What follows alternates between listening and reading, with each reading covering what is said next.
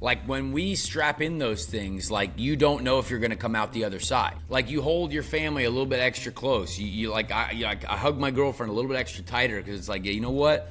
Like we know that this is the biggest sacrifice that we're going to make because we want to win this thing.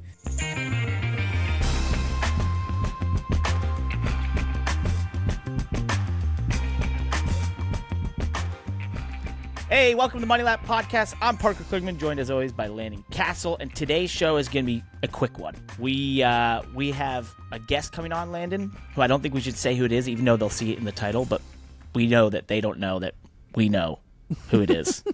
That I know. I don't know what I'm saying here. Nonetheless, we're going to do this in the order of how all the races happened this past weekend, the greatest weekend of motorsports, and we do have some time constraints this week, so we're going to be faster, and we have Landon held to a clock. We're going to start the PR lap, Landon. We got one great review on Apple Podcasts as we've rocketed past 160, and that is a 5-star F1 IndyCar NASCAR podcast, except for this week. He's going to be very disappointed. Here from Trev C414. Really enjoy Parker and Landon's podcast. A good mix of F1, IndyCar, NASCAR news, and enjoy the infused news from Parker and Landon's race experience. Very true. All of that is correct, and today they're going to love it because we're going to hit F1 to start. We're going to talk IndyCar with our guests, and we're going to talk NASCAR at the end. F1 this weekend, Landon. Monaco Grand Prix. Qualifying was excellent. Tremendous show. Got in the race. One of the most boring races I've ever watched. And there was 0 passes in the top 10. Did you see the that timeline view on Twitter? I don't know if I texted it to you or not. I saw it. Of just all the cars just in the same position, and then at the bottom there was a couple changes. Mm-hmm. Did they? Although it didn't really calculate the pitting for me, I didn't really see. Did they not even have any overtaking and pit strategy at all? They had none. Oh, there he is. Our guest has shown up. Look at this. We just do it live here on the Money You guys Lab. are the ones that said 11:10. Well, no, dude, if you knew the scheduling going on here. So, welcome, Connor Daly, IndyCar driver, top 10 finisher in the 2024 Indy 500, lap leader, led laps, once again, in front of that big crowd, bud. Welcome to the show. Thank you. Do you guys do this live? Like, is this a live show right now, or is this? You're live on NBC right now. Oh, cool. Yeah. Congratulations. You guys look great. We're just Landon, are you recording. at a middle school right now? It looks like you're in some like a middle school waiting room. Nope. I'm in an office. Okay.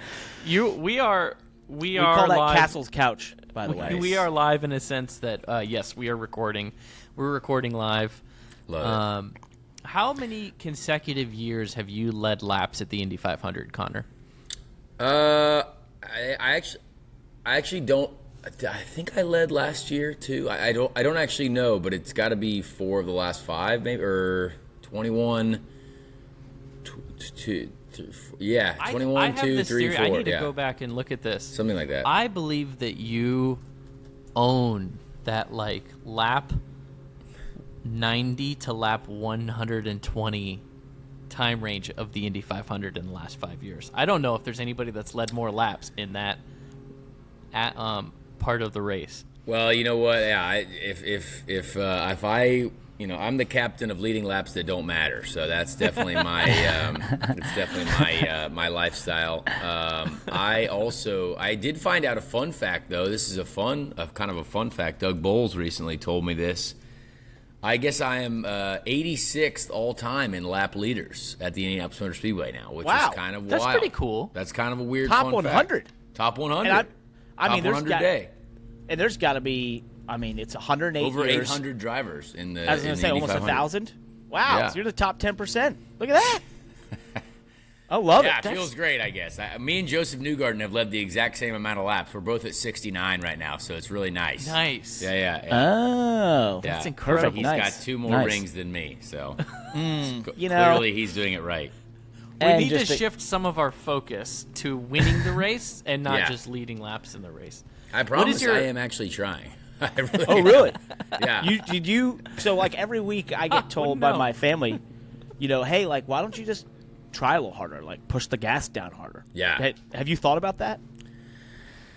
Well, yeah, I mean, I thought we were finally in the right place, and then it's just the race, like, to be serious for a second, the race, you have to be so perfect, and I can pick out, I've got so much experience there now that I can pick out several moments where you're just like, half a second there on that pit stop, like, puts us either in front of these two cars in traffic or not, and then one move, one overcut sequence that, like, I had no idea that Kyle Kirkwood finished in front of me. I didn't see him the entire race, and he finished 7th. I was like, where did that happen?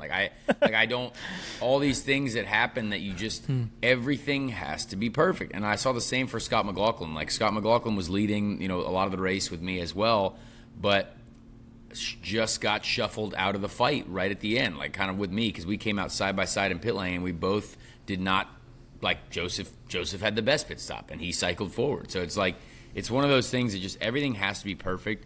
And our cars, they're so hard to overtake nowadays too. Once you get from 6th to 10th, that you're kind of in, you're kind of in a tough spot. So yeah, I am trying, but it's definitely it's just that race is just such a perfection or luck. Like, it's luck and perfection. Like, be perfect, but also, like, hey, maybe get a little lucky too.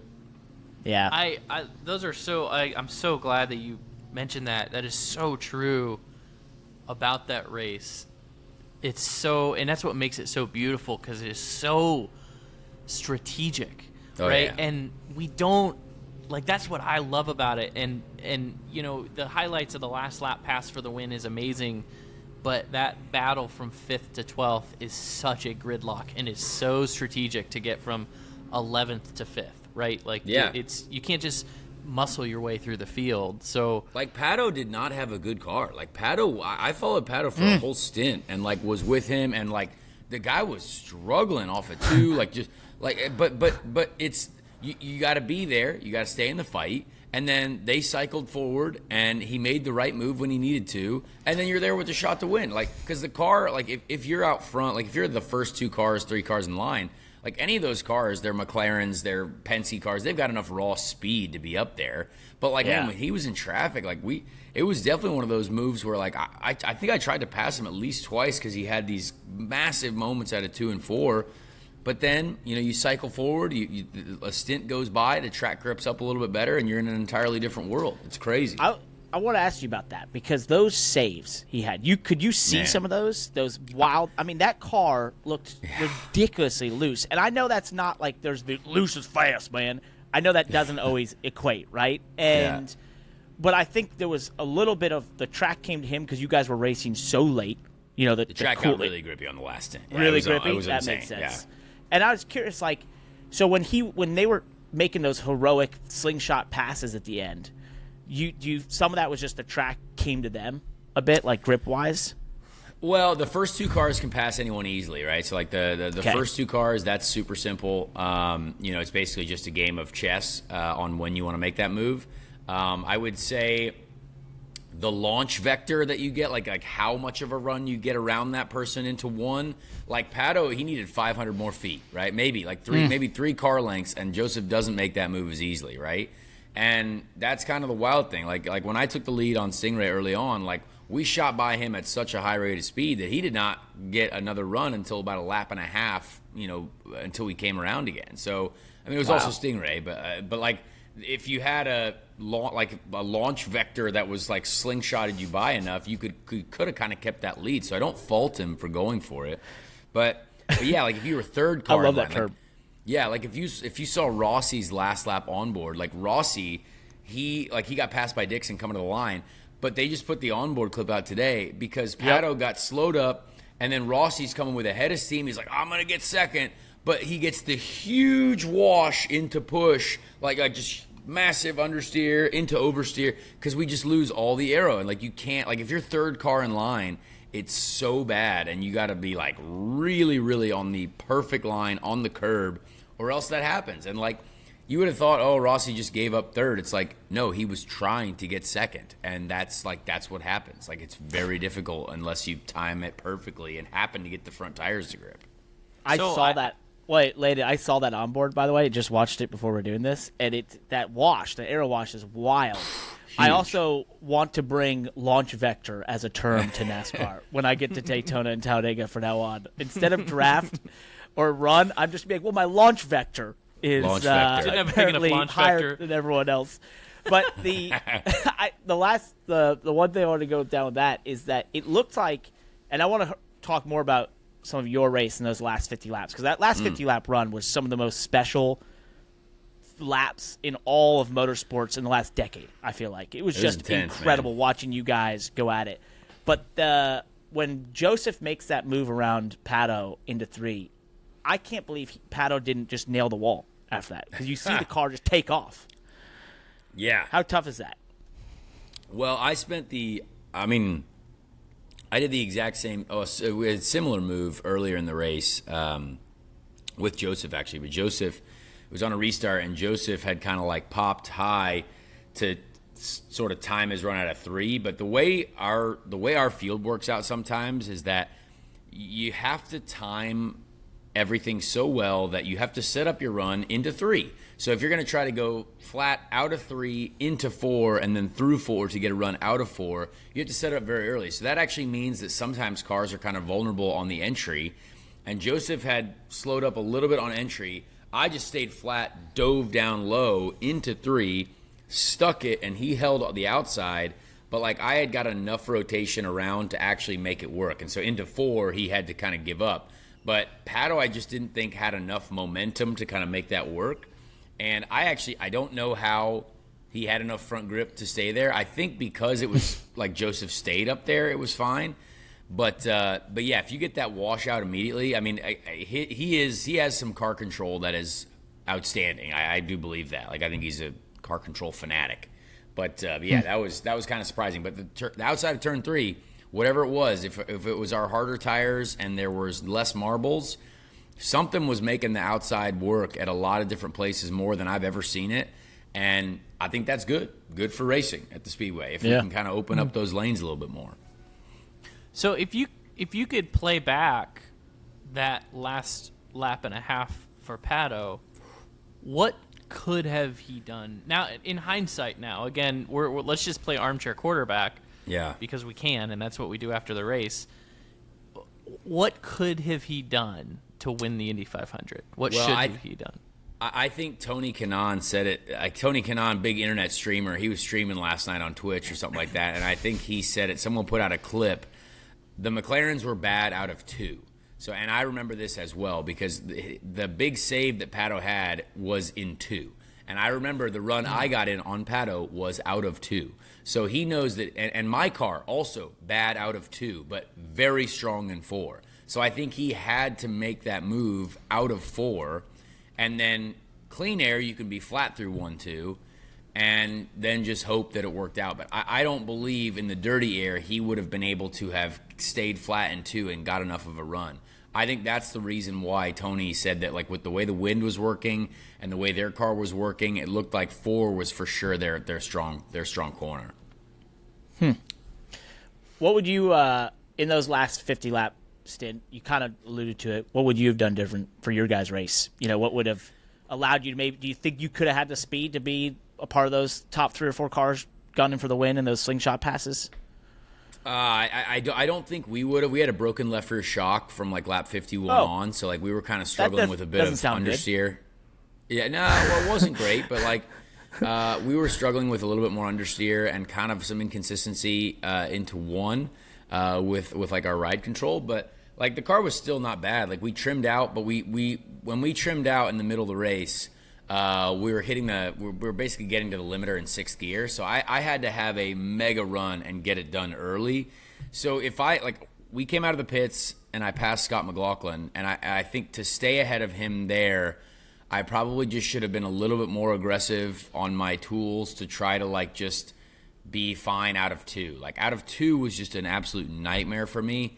And we would get loose on the way in and then just push on the way out. And so I think if I could have just stayed ahead of Scott, no one else passes us. But it took me a few corners to just figure out like how I needed to drive the car to save it from like just being where we were. So I would have loved to have just stayed ahead of Scott because I think that's about the pace that we had, and that's about what we could have done because Scott was really struggling in turn 1. Renus was really struggling in turn 1. He had jumped us on strategy. Kyle had jumped us on strategy. So I don't know. Scott was the one that I just wanted to beat because I think we were quicker than him at the end. But, things don't always work out. And we had a couple big washouts. Santino got me because I, literally had armfuls of just lock in at turn 2 trying to turn the thing. And, that was about it. So I want to ask you, and this is a 2-part question. And the first part is... Oh, geez, here we go. Just go to sleep, Connor, and then you can probably come back for the end of it. I was asleep for a while. So you might be able to take a nap again. So the first part of this question is... And I want you to be really critical of yourself, your car, everything right there. Put yourself in the seat of Joseph Newgarden going down the backstretch on that last lap. That from us, the viewer and the fans, the move he made to the outside into turn 3 was heroic, impossible. It just unbelievable. I audibly shouted, right? When I saw him make that move and complete it, right? And I want you to tell me, as another driver in the field, could you have done that to win the Indy 500? Could you have made that move? And I'm not over-sensationalizing it. Tell me if you could have made that move. I mean, I think with the speed that Joseph had and the draft that he got, I think everyone understands the momentum game that we have at Indy, right? The momentum that Joseph had was going to carry him around. All he had to do was just not lift. And Joseph had been running up high all day, and I had been running up high in 3 several times. So, I think we knew that, you could enter that corner higher than expected. So, I believe that if you have that run and there's one car in front of you, The run that you get on just a single car in these Indy cars currently is wild. You could pass people at multiple different places depending on how you get out of 2 or out of 4. So I think I believe probably you do the same thing. You just go because you're not lifting, right? Both of you realize aren't lifting, but if you have that momentum and you know that you can. There's more grip out there than I think people have expected all the time. You have to go for it. And, obviously Joseph was never going to lift, and that was how it worked. So second part of that question, because it's a 2-part question. Oh, yeah, it's 2-part. Yeah. Jesus, here we go. 2-part question. Because I felt like I had a realization myself as being a big fan of Kyle Larson, NASCAR driver who tried his hand in the Indy 500. Thought he did, from my perspective, he did a phenomenal job qualifying. He had speed. He did a good job in the race, had really positioned himself for a top 10, probably even a top 5 finish. Could Kyle Larson have made that move? Such Could a long Kyle question. Larson have made that move? We lost him. Yeah, I was going to say, I lost you there briefly, but I heard Kyle Larson was going to potentially finish in the top 5. The internet thought it I was don't too know. long. Sorry. Well, let me read. I don't know how this will all play back, but yeah, he set himself up for a top 5 or top 10 finish. I think he did a great job all day. He had a good car. We were all, I'm sure, very impressed with how he did. Could Kyle Larson have made that move to win the Indy 500?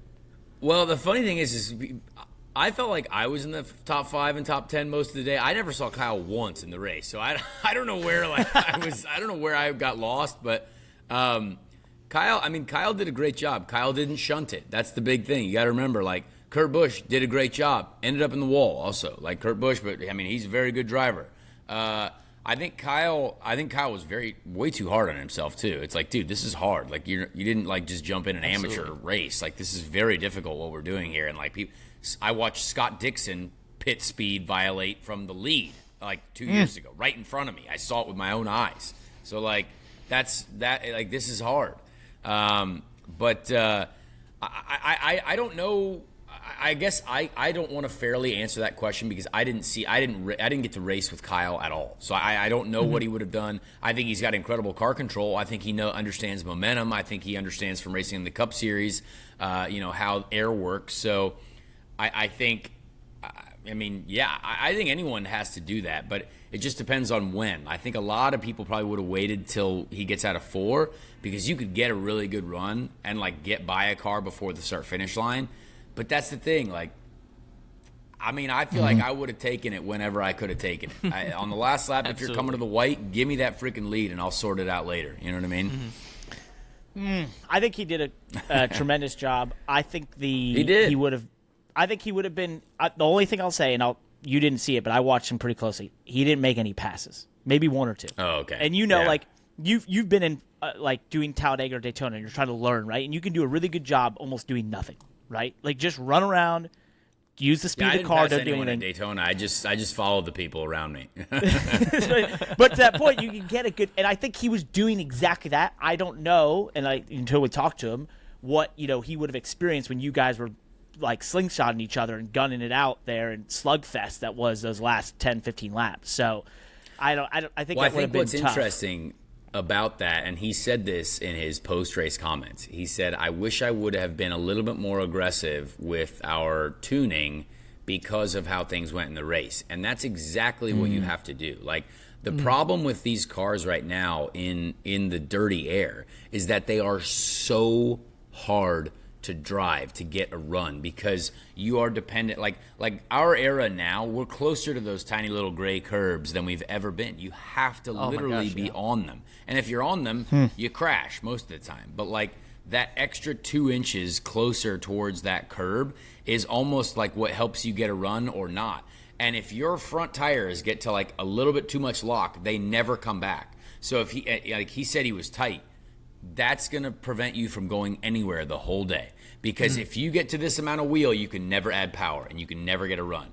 So I think that is just pure experience in this era. Like the whole practice week, I talked to my engineer. I was like, we need to be crashing loose by myself. Because like when you're in dirty air, then you can finally turn.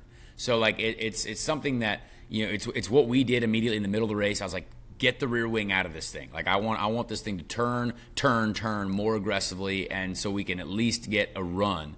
And that's just and you kind of balance the rest of it out with your front bar, with the rear bar, the weight jacker to try to keep the thing stable on entry. So that I think is just pure experience. And I think he realized it as soon as he got there. And if he gets a chance to do it again, I see him being very, way better and more prepared. It's just experience. I think that was my realization midway through the race when Parker, you reminded me that you said he hasn't really made a lot of passes, right? And I go back to look at what Kurt Busch did in the Indy 500, and he had a fantastic showing. Did a wonderful job, finished, 6th or 8th? We're all very proud of him. Yep. 6th, right? But then I realized, did Kurt Kyle crash Larson, at one point or no? Who crashed at one point? He crashed in practice. Okay, yeah, he hit hard off too. Right. Yeah. I was just saying. I was his backup driver, guys. I was right there for it all. Oh yeah, big backup guy. My realization this weekend with Larson was that he did a phenomenal job. He showed a lot of speed. I really think that he was on his way to probably a 4th to 6th place, 7th, 8th place finish maybe. I don't know. It got pretty dicey there at the end. And I'm wondering if that is. It's like, well, yeah, if the difference between finishing 6th in the Indy 500 and then being 1st, 2nd, 3rd is he's got to learn to make those passes. Right, he's got to learn to make those heroic movers. You can run 6th in the Indy 500 and do nothing, right? If you have a fast car, you make no mistakes. You take the attrition, right? The drivers that make mistakes, you take the easy passes. You can run 6th, right? But can they do what we saw Newgarden doing, those heroic moves? Yeah, I think he's capable for sure. I mean, the guy's a very good driver. I enjoyed chatting with him a little bit. I felt bad that he had to answer the same question every 35 seconds for every single day of his life. I mean, I was like, goodness gracious, dude, I feel bad for you. But yeah, I think the experience that he gained will be there's no way that in his heart he's like, I don't really want to do this again. I bet he's like, I wish this race started next week. You know what I mean? Because he knows what he wants now. He went through the whole race. He got experience both making mistakes and being in the thick of it, 18th. I mean, shoot, he was deep in the pack there, so he definitely knew what he wanted towards the end. I think, but it also just goes to show you how I mentioned earlier, you have to be perfect in that race.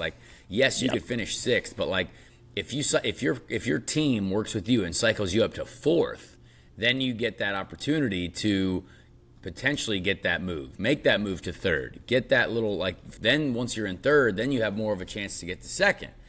But once you're in second, I mean that's all that matters. Like third is still hard, but if you're in second, you can pass that lead car anytime you want. Mm-hmm. So let's talk about the double. We've seen the NASCAR drivers do it this way. Who's gonna be the IndyCar driver that does it the other way? Would it happen? Because as an IndyCar driver, this is the biggest race. I mean, is it worth even adding that complexity? That's something I don't know. I don't think it works in a reverse sense. I don't I think people ask me. I'm like, well, I haven't won either. So I would have to win the Indy 500 first for anyone to even care about me doing something like the double. I would love to do it. Yeah, it'd be sweet, but no one cares about me. Not one NASCAR team would be like, yeah, that idea perks our interest. You know what I mean? So I would find it. I would find it hard for a NASCAR team, like a Cup Series team, to be even interested in that. They're running a lot of V8 supercar guys right now, which is really cool.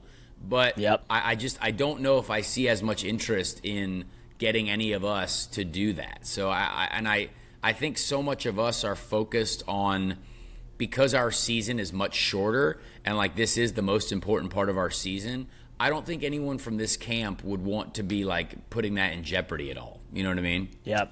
Totally. That's agree. why it works the NASCAR. You guys have 8,000 races, so if the 600 doesn't go well, Kyle Larson's probably still going to be fine. You know what I mean? He's going to be all right. We'll see if he gets that waiver for all this. That's a big discussion. Geez. Could come out today. I don't know. It's a lot of conjecture understand about that one. Hey, I wanna go bigger picture here for a second. I'm watching that race, the last 50 laps, and I'm thinking this is, and I said earlier, this is the best 50 laps in motorsports in the last decade, maybe. I mean, this race to me, qualifying, the build-up, the crowd, everything, I think it might be the last great motor race in the world. And the reason I say that is it's so pure. You guys are having to deal with handling. The speeds are insane. The crowd is ridiculous, right? The build-up to get to the race is wild, and it's just the biggest race for IndyCar. It's it has everything you want, and it can come down to this pure slugfest that we saw amongst all you guys mixing strategy, so on and so forth. And I know there's some NASCAR people that be like, Daytona 500. I love the Daytona 500. Great show. But there's something pure about the Indy 500. Do you feel that? I mean, I almost was brought to tears watching this race at the end. I feel it's just, to me, I'm always it's the brought purest to tears feel. watching it. I know, because it just feels Bro, I big. was in tears. I was in tears. I was in tears on the grid. I mean, that national anthem, the freaking flyover, and Back when home. you see the people just from end to end. And now, again, I was very lucky and did not deserve to be in the Daytona 500, but I got to experience the Daytona 500, and very cool, awesome. But and I think even Kyle or anyone else has said, Jimmy Johnson has said this, but Indy is still it's just a different vibe. It's a different I think there's more of a sense of when we strap in those things, you don't know if you're going to come out the other side too. There's that also, which I think is such an important. I think everyone can feel that. You hold your family a little bit extra close. I hug my girlfriend a little bit extra tighter because it's you know what?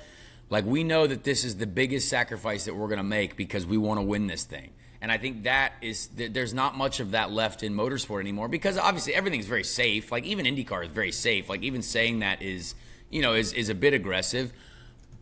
But I mean, you guys and everyone kind of can sense how fast that we are going, and the walls hurt a lot, and so I do believe that you're correct in saying that. You look at Monaco, nothing happens. There's a big crash, that's cool.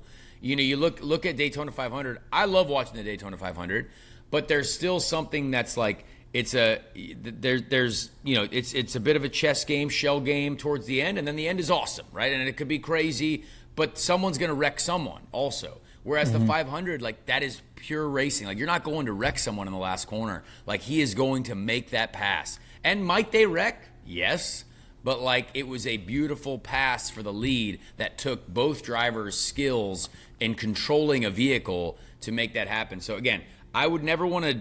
You don't want to ever like go after anyone's like seriousness of their event.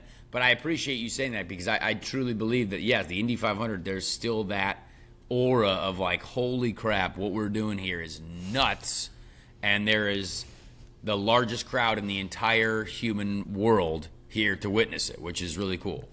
I got chills. You just gave me chills, my man. Oh, Literally that was there. amazing. That was I just epic. wish everyone could experience. Like That's our I clip. wish you guys could experience. Like, you know what I mean? Like, you guys have done Yep. the Daytona 500. That's pretty freaking sweet. America, like, yes, here we go. Like, awesome. 40 cars thundering across the straight. But like, man, the 3x3 and that national anthem, and then we're out there going to war in these things, and it's a battle. Like, it's. Yep. I don't know. It just there's something about it that you're I wish absolutely you right. The guys could Daytona- experience because I have respect for you guys as drivers as well. You know what I mean? Well, so I can tell you this: you're absolutely right about Daytona. The Daytona 500 is amazing. It is my crown jewel of races that I've competed in as a driver. Incredible. I get teared up on the grid in every Daytona 500 I've personally been in. But NASCAR has evolved and changed a lot over the years. We have stages now. The cars have changed, so the techniques have changed, and it's still the Daytona 500, right? Yeah, of course. But the Indy 500, through all of the car changes and through all of the the development of technology, the race still has, and this is that purity that I think Parker talks about and that you're expressing that you feel. It's like from the start of May to 4-lap qualifying to bump day to the starting grid back home in Indiana, and then dialing fuel and mileage and strategy down to the last lap pass. It's like it is an icon of the Indy 500 that has rang true through every type of car, driver, team scenario that somehow makes the tradition, right? Yeah. It just completes the tradition. And that's and why making the it's- cars so hard to drive on that last stint too. Like, Yep. dude, we're like, can I trim out? Nope. Do I need to? Absolutely. You know what I mean? And you're like, Yep. what the heck are we doing here? We have to get speed out of them. You're absolutely fighting these cars, and like, I don't know anywhere else you see that where you're like, well, what can we do to go faster? Well, we can take downforce out of it. Well, let's just do that. And you're like, well, that's kind of crazy. Like in a practice day, you'd be like, that's the dumbest thing ever. But in the race, you're like, we have to go We have faster. no other Like, choice. We have to get a better run. And like, everyone's doing it. And on that last stint, I promise you, I see more cars sideways at 220 than you've ever seen it, because you are just trying everything you can to make one pass, to make that pass. And I believe that, a lot of people don't know about, like, there are different opinions about oval racing, especially in Formula Uno land where they don't really care at all.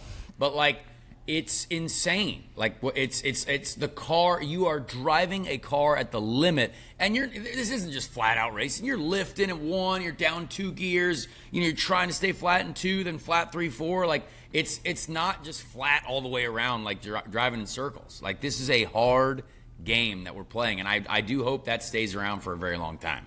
It's perfect. It's perfect I think in it so many truly respects. will. I mean, I as silly as it sounds, I've always loved the Indy 500 as a kid. I grew up watching it.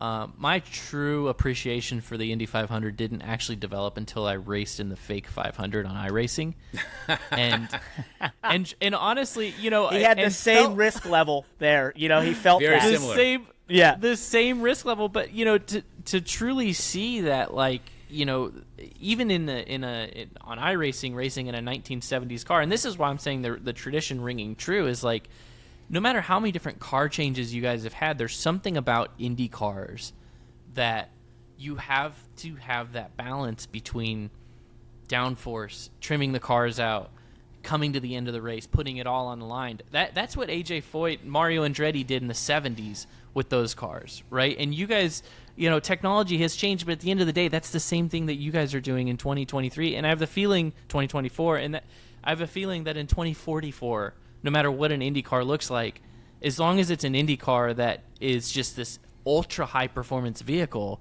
that's going 200 and some miles an hour, you're going to be facing the same challenge, right? And it's going to be those last 50 laps, the drivers completely going way outside the box of any capability they've ever pushed themselves to in the month leading up to that. Sounds special. I love it. I hope so. Yeah, like, I mean, obviously this was the last year of like the non-hybrid era for now, so like the cars were a little lighter, the tire was harder because it was designed for the hybrid, so maybe that helped the racing overall. And I think next year we're going to see definitely a bit of a change with the hybrid stuff, but I do hope that it remains similar to where we can just we can do our thing. We can put on a crazy show and people can go nuts for it. And what you learn about this watched podcast, too, thankfully. They did. Got that NASCAR bump. 6.4 million people peaked, baby. Loved it. And you'll learn Yeah. about our podcast as Landon occasionally just gives long soliloquies that have no question in them. No, I like that. Yeah, This is a perfect. great podcast. I want to two more things before I let you go here. First and foremost, I know he's a buddy of yours. I know you guys work together in the Indy 500, but Pat McAfee has been putting racing on blast lately. And I just got to say, if you can give a shout out to it from us or a thank you, pretty cool to see at that level of attention to be given, NASCAR, IndyCar, all this love. I think it's pretty badass, man, that he's been doing that. So I agree completely. I mean, that's one of, if not the biggest sports shows in the world, like, or certainly in our country. And I actually texted him today to say thank you. I said, hey man, like, I appreciate you guys, what you're doing. Like, we had Joseph on there, the pole sitter. I mean, first of all, for IndyCar, we should literally like be committing almost egregious felonies to be on shows like that every day. Like that is something that we need desperately, right? And seeing NASCAR on there a lot gets me excited too, because I'm like, oh, racing. Like, this is a show that I watch the Pat McAfee show every day. And I'm like, if I see a bit of racing on there, oh, heck yeah, here we go. You know what I mean? And I know some of his guys, like I got them tickets for the race, like Boston Connor and old Gump. They were at the race together. So, like, I love getting those guys out there. But, yeah, seeing Pat. But Pat is also, he understands energy, right? Like, and there was energy around the 500. And if you want to see, if you get that public hype, the hype game, NASCAR gets the hype a lot because you got people punching the crap out of each other. You got 3 wide finishes, closest finishes in the histories. Like, that's awesome. And finally, the Indy 500 got that hype to where it was like, shoot, we need to watch this. I just hope we can get it for another 12 races.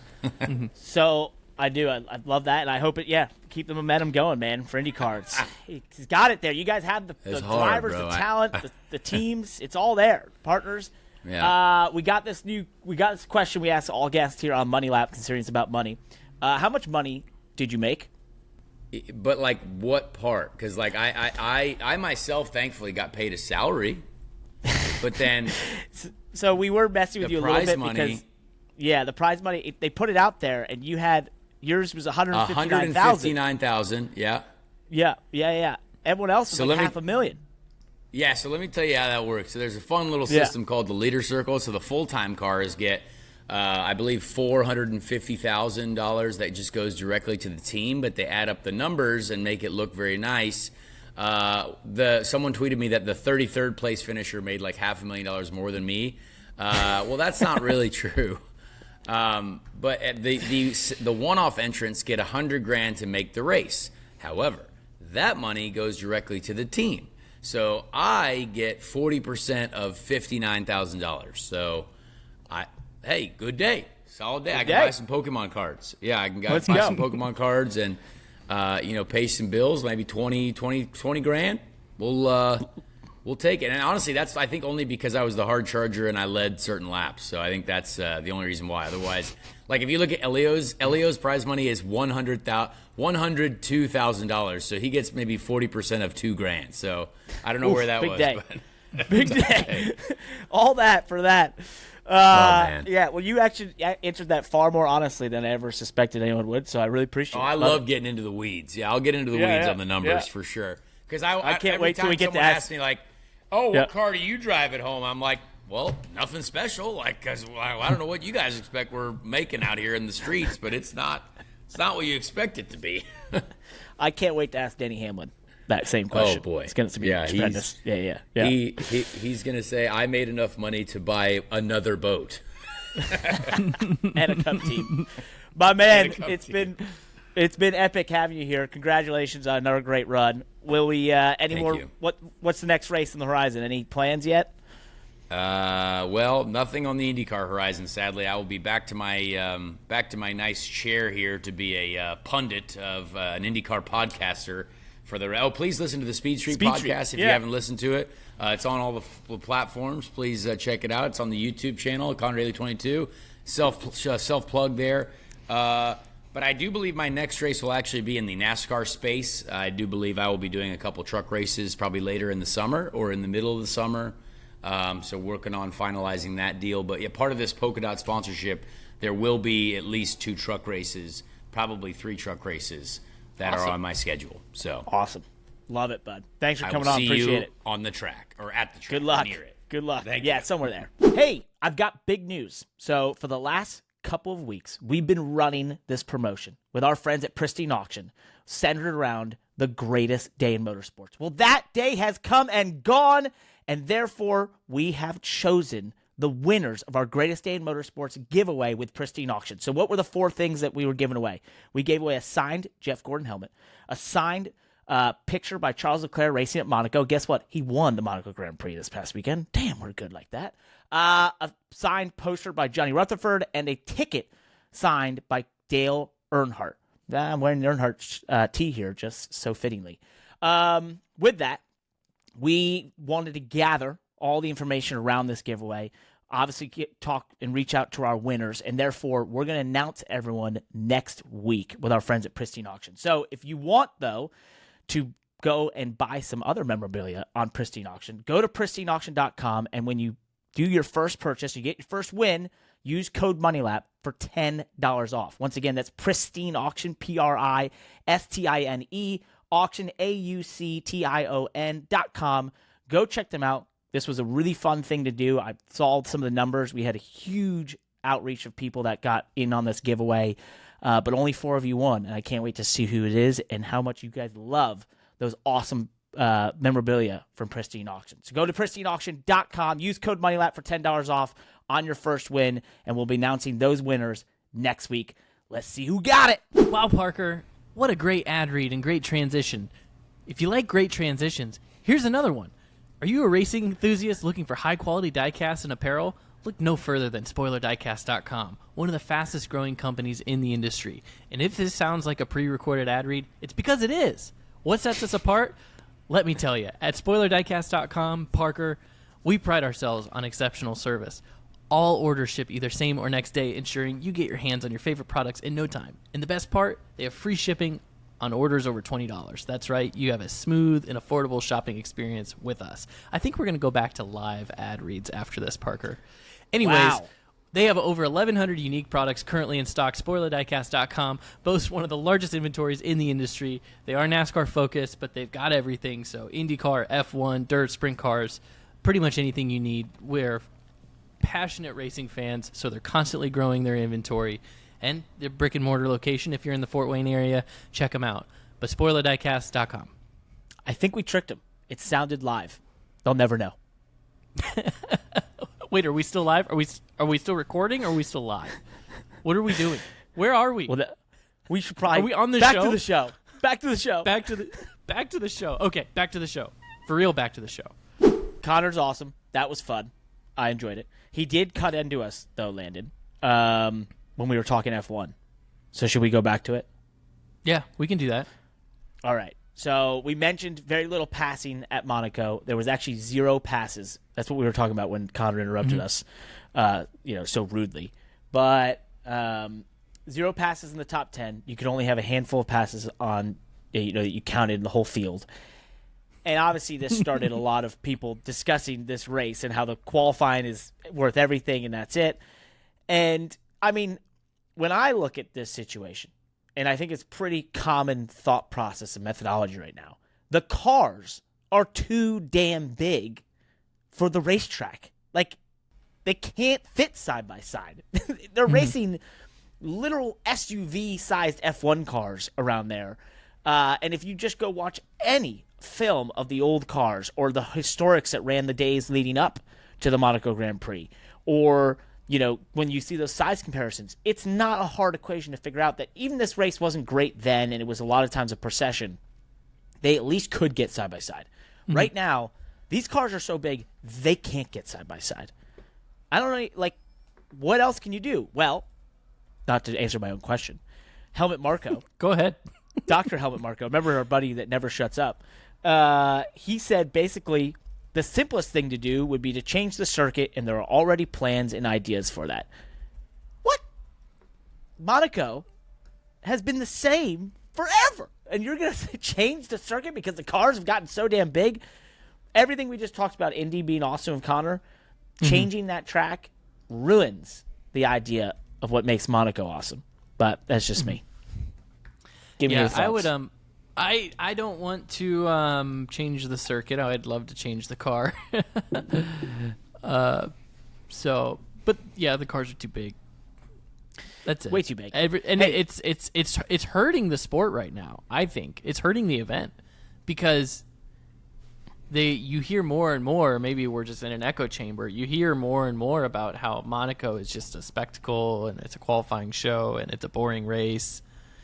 And it has a lot of pedigree and history. It will always matter, but that's typically not a good thing for a race to be well known as having a crappy race. I would say that's not a long-term strategy for success. I don't know. I'm no marketer, but I'm just saying.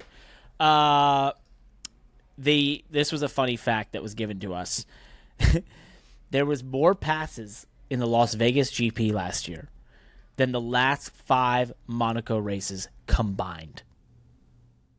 That's a pretty damning stat for this racetrack and this race.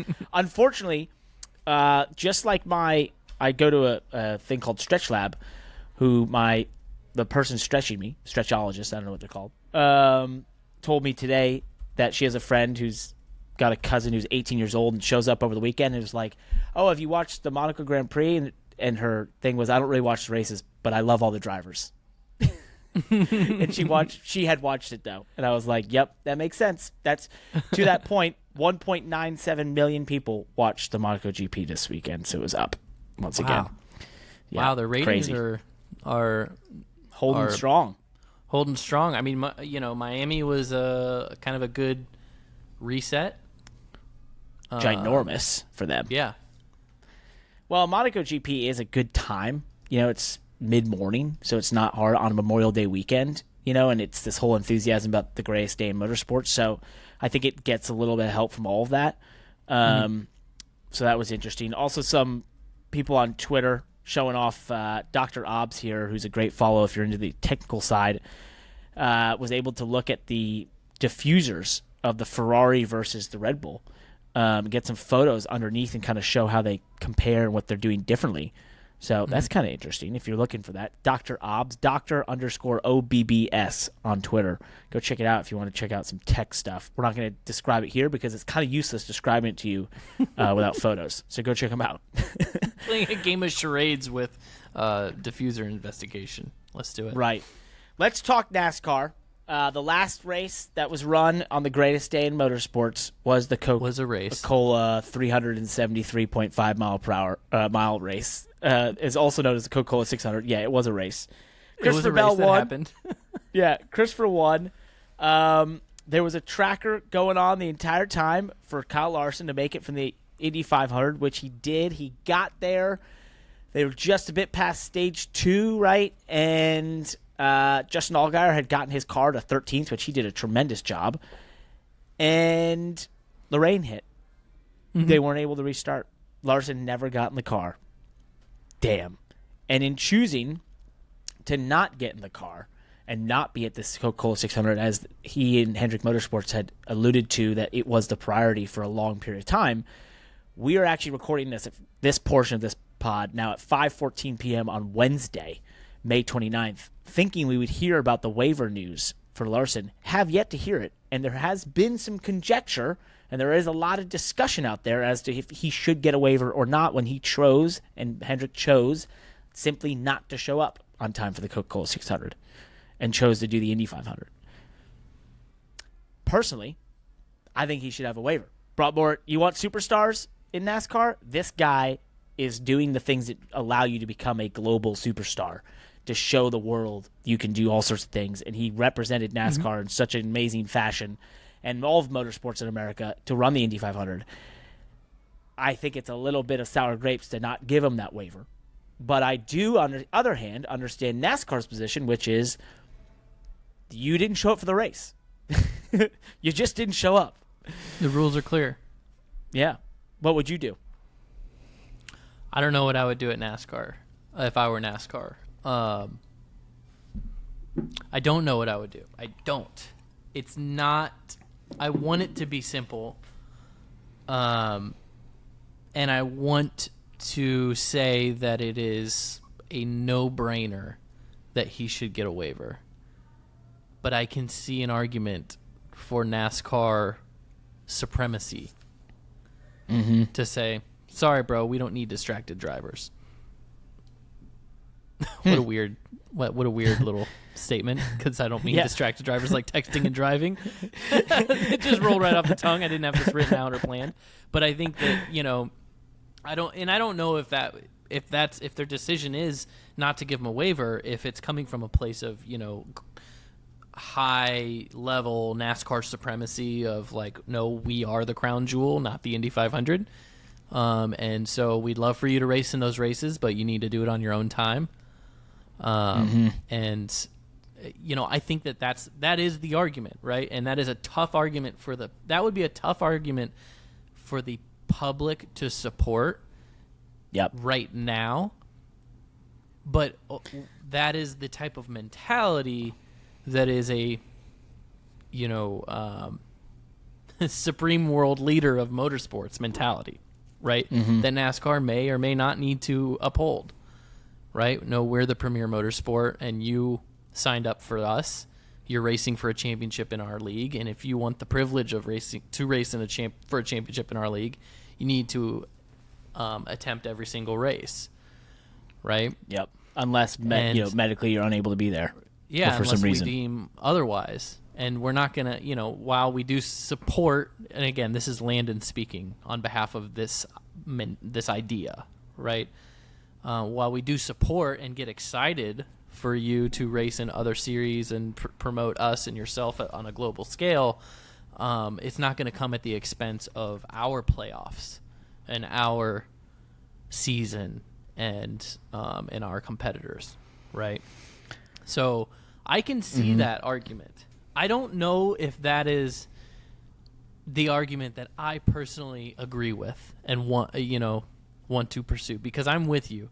I think that Kyle Larson did more for the star power of NASCAR in the last 2 weeks than anything else that happened on the track, even in the last couple of weeks. 100%. So, I think it was a net gain for NASCAR to have Kyle race in the Indy 500 and do everything he did, and even not make it to the Coke 600. I don't think we missed out too much, but I don't know. And I don't want to just cut you off, but I feel like we're kind of alluding to what everyone says. I'm just going to cut you off. The thing to me is, yes, by the rule book, he doesn't get a waiver. Got that? Okay. But the whole system with waivers and that sort of stuff is only there because you have a system that allows you to win and get into a playoff system, right? So it's kind of changed this anyway from what this was 20, 30 years ago, right? So that right there changes it. Now, back in the day, if you went to a local short track, there was always a promoter's provisional. Promoters have always held the cards. NASCAR is a promoter. They promote these races. They put them on. They put on a whole season. Yeah, they're a sanctioned body, but they're a promoter. To me, I don't think there's a single driver or team in the NASCAR Cup Series, if polled right now, wouldn't say, give the guy a waiver. He just brought more attention to us than anyone else, as you alluded to, in the last 2 weeks. Absolutely. The weather hit him. That's an unforeseen situation. He had all these commitments. One is a one-time thing he might never do again in his life. The Coca-Cola 600, he could run 20 more times, considering, however long, 15 times, however longer he drives in his life. I think the taking a little bit of the promoter mentality into this to say, put aside rules, and there's some that will not be named from the NASCAR world who are like, well, where does it stop? If they want to go to the Grammys on a Sunday and just not be at the race, what do we do? Sort of thing. Well, that. I mean, I don't know if that's not obvious to you that wouldn't deserve a waiver. Yeah, I mean, that's ridiculous. That's ridiculous. And I don't know who's making that argument, but I think I compare it to. I compare him to actually an injury waiver like Chase Elliott breaking his leg snowboarding, right? Mm-hmm. Like, I don't think you deserve a waiver for that. Like, what were you like? Sorry, bro, what were you doing? I mean, I guess that accidents happen, so maybe I'm being unfair, right? He could have broken his leg in a car accident, and there's a good question on if that deserves a waiver, but like, breaking your leg doing something in the off season that maybe you should have thought twice before doing anyways, and now it's going to cost us the sport. How about this? Some star power. Was it Matt Kenseth who got a waiver when he filled in the 42? Josh? Yes. That was exactly what I wanted to bring up. Is Matt Kenseth showing up to the championship 4 races later, and getting a waiver to participate in the championship because our friend Kyle Larson getting involved in some shenanigans in your race. Yeah. So I'm confused. So Kenseth got a Kenseth he got a waiver have a back ride? then. He didn't have a ride, didn't show up 4 races, and then got a waiver to drive that car full time and be championship eligible. So how is it even that's so weird. Yeah, it's so crazy. I guess I'd love to know the logic behind that. At the end of the day, NASCAR is going to make the decision in the moment that they made it. I think that NASCAR NASCAR maybe needs to check themselves if what I'm about to say is true. I think part of the reason that they would not allow a waiver is because probably some sour grapes on their part that Hendrick had been so public and so outspoken that, no, the Coke 600 is the priority. NASCAR is the priority, right? That NASCAR could be feeling like, hey, you used that to garner support from us throughout this whole process. And then when it came down to it, you were obviously not telling the truth because they knew, what their drop dead time was to get out of that car and get on a plane and get to Charlotte and still make the start of the race. And, the race was starting. There was weather coming, but not close enough to make it marginal. So NASCAR could be looking at it being like, okay, you pulled one over on us, and for that you're not getting a waiver. And what I'm saying is if that's how NASCAR feels and what they're basing the decision off of, that's probably not. I don't know. Maybe they need to check themselves on that. But we're speaking in hypotheticals. We're making a bunch of predictions. Exactly. And it's 5:22 p.m. on Wednesday, May 29th, and we still don't know anything anymore. So what we do know that was announced yesterday, Stewart-Haas Racing is shutting down at the end of the year. They will no longer be a race team in the NASCAR Cup Series or the Xfinity Series. The third charter has been bought up by Front Row Motorsports, which was announced today. So that follows a lot of rumors that have been going around. And reaction to this, last time we saw a multi-car team disappear in the NASCAR Cup Series, I think you told me you thought maybe Michael Waltrip Racing, basically, was the last one this size. But this is a 4-car team in an era where there's even conjecture around the idea that 4-car teams are grandfathered into the next charter agreement and that the max will be 3 after that. So this is a big deal. I'm sorry, did you say we don't have charter agreements done yet, so we don't know. No. Sure. It's been rumored out there. Okay. The most recent post about him was that they look to be extending them beyond just the current TV rights deal that just got signed. That's the latest version that got sent to the teams, I believe, yesterday. And the 3-car thing is the thing. So, I don't know this seems. Stewart-Haas Racing has obviously been in an odd place for the last couple of years. We've all watched as it has become, a place that has struggled to find performance outside of one car or what at a time, really. Kevin Harvick really led the torch there. Chase Briscoe has done a valiant job, but then there's been a lot of turnover. I'm curious your outside thoughts, having been, watching this, what's going through your mind when you see something like this? It's very interesting. We recently just had conversations on this pod about that, about Stewart-Haas, right, and what their scenario is and what they're looking at. I think the fact that they are so abruptly shutting down and cleanly shutting down tells me that, first of all, they must have gotten some kind of notification or cancellation, whatever you want to say, that Ford was not continuing their support. That, to me, there's a very high percentage chance that Ford notified them, we're not continuing our support with you as a key partner. Now, that may not be true, right? Ford may have reduced it to some degree, which is probably actually the most likely scenario, that Ford said, hey, we're going to continue, if you want to be a Ford team, we'll continue supporting you, but it's going to be at this level, not at the previous level. I would say there's probably a less than 10% chance in my mind that Ford was continuing their support at the same level they've always continued, the money, the engines, all the information, all the access to the tools. There's probably a less than 10% chance that Ford was continuing that support, but Stewart-Haas still decided to shut down and just give that up. Yep. Because it would be, if Stewart-Haas still had a contract with Ford, then Stewart-Haas would be probably looking to sell the operation in a way that looks similar to what Ganassi did with Trackhouse. Exactly. Yep. But the fact that it's like, nope, we're shutting down, and the charters are going, they're kind of dispersing, and it's almost like a liquidation, tells me that the Ford support was gone, right? The sponsorships gone, of which there really were not major sponsorships or long-term partners at this point anymore. An OEM, though, is a major partner. It's worth, millions of dollars per car at some of those key partner teams, whether, through the engines being paid for, through actual, sponsor, quote unquote, sponsorship. Well, and the durations of those agreements, those are multi-year agreements, right? They're large agreements.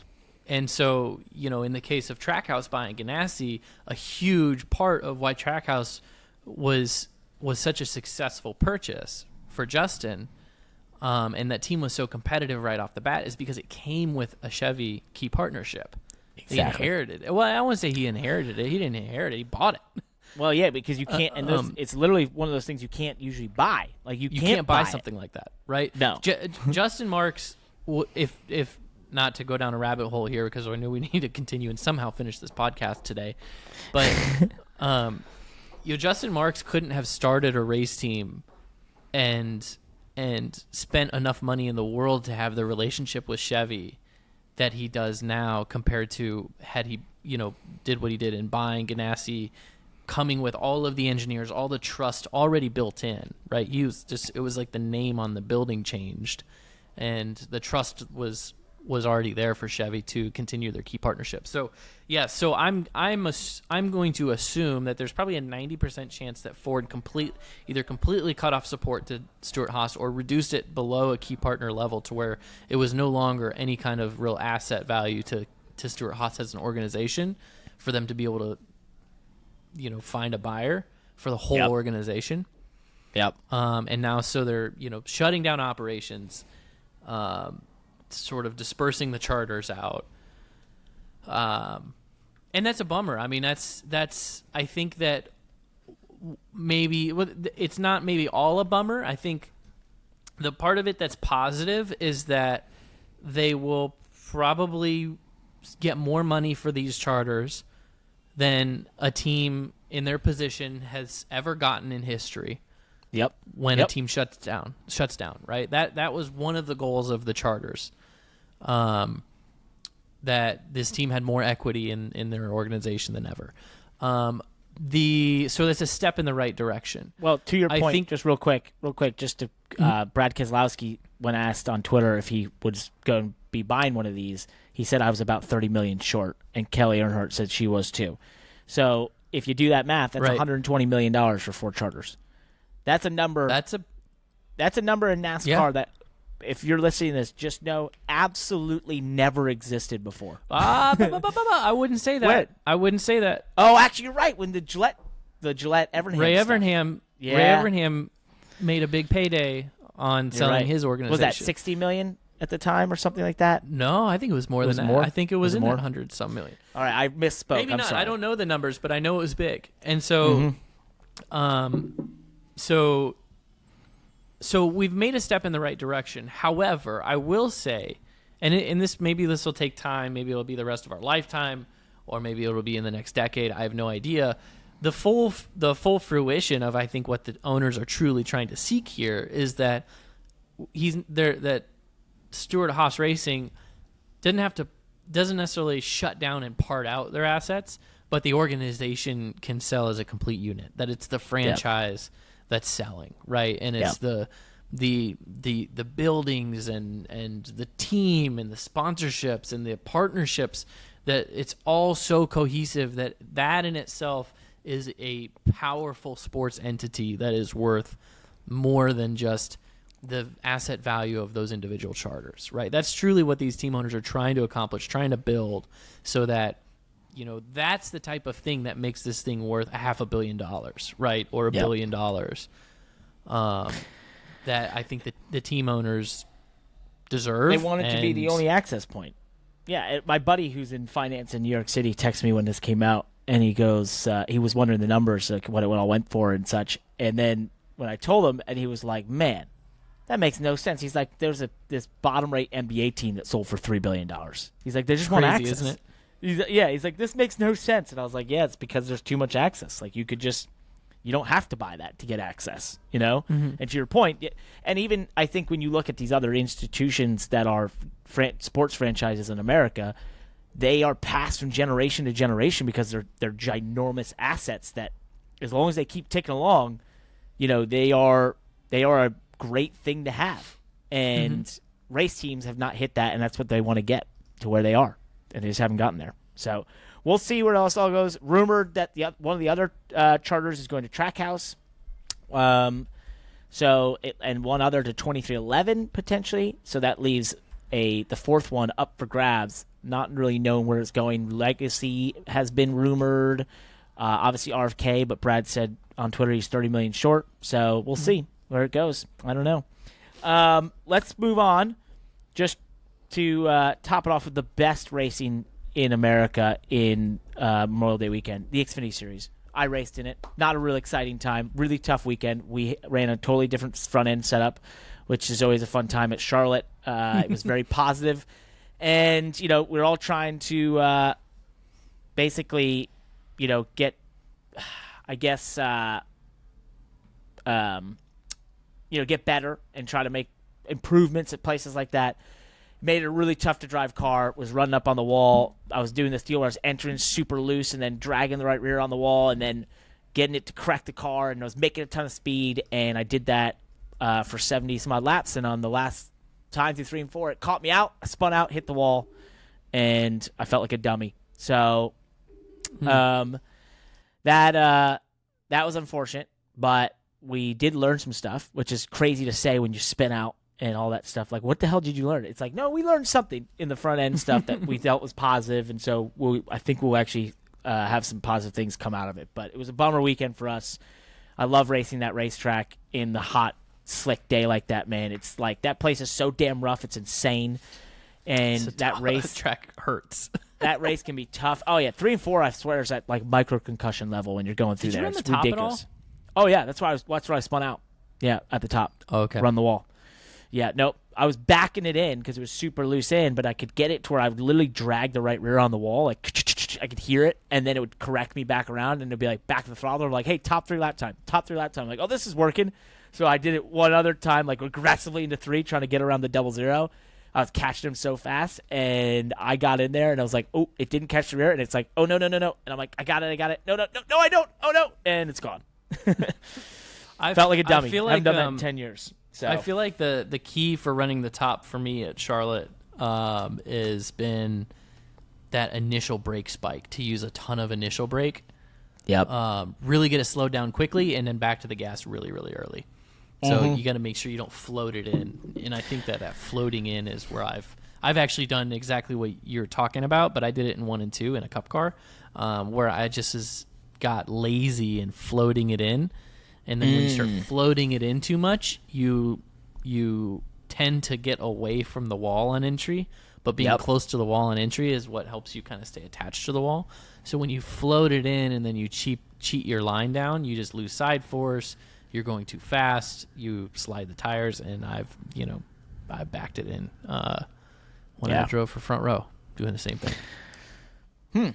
Well, then we brothers in arms. We got it. Look at us. What a great mark to have. Well, you got one end of the track. I got the other. Yeah, we got it covered, baby. Don't you watch out, Charlotte. We will spin around on any of your corners. You just stay right there. We'll find a way. Yeah.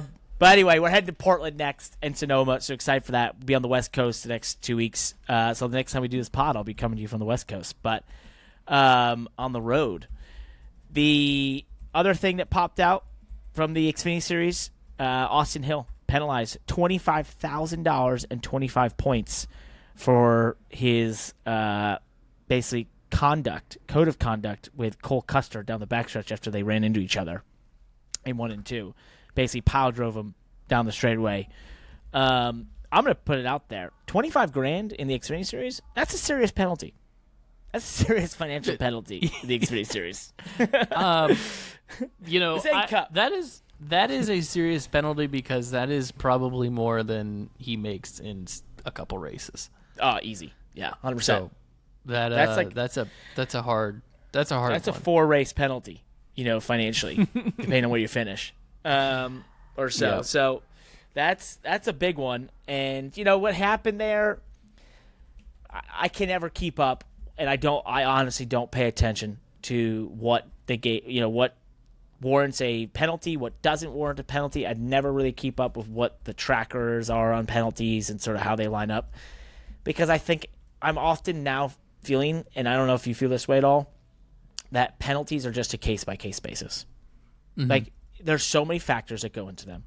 There's so many differences. There's so many moving parts in motorsports, and how you do things and the speed that you do them at and where you do it and what the stakes are and the motives and that sort of thing. And so I'm just getting to the point where, someone's like, oh, that's not commensurate to the penalty that Stenhouse got for $75,000 for punching Kyle Busch in the face. And it's like, well, I don't know.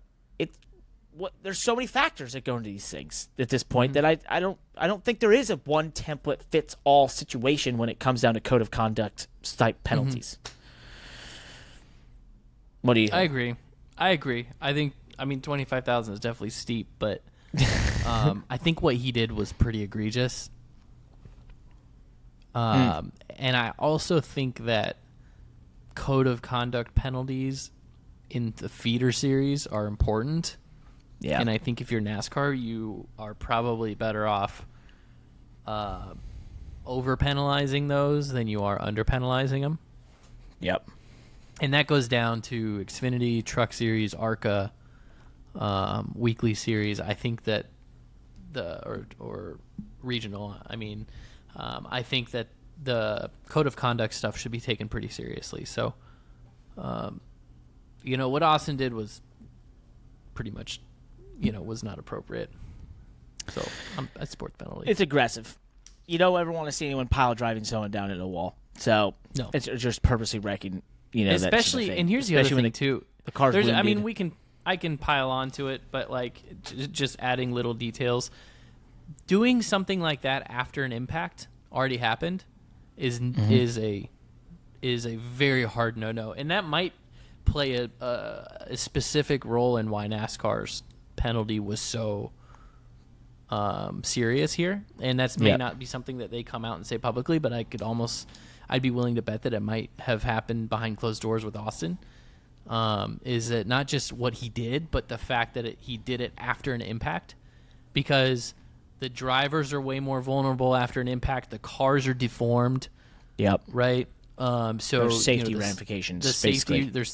There's safety ramifications that we don't know about because the car already took an impact.